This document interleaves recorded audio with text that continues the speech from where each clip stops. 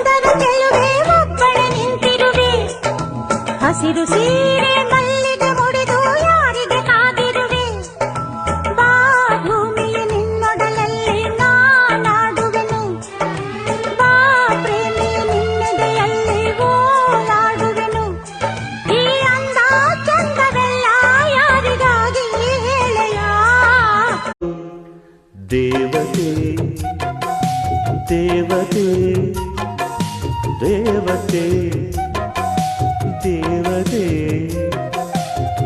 ಹುಟ್ಟುಡುಗೆ ಹುಟ್ಟುಡುಗೆ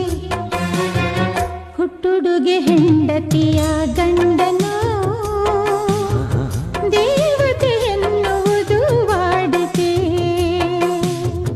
ಪೂಜೆ ಮಾಡೋ ಗಂಡನಿಗೆ ಹೆಂಡತಿ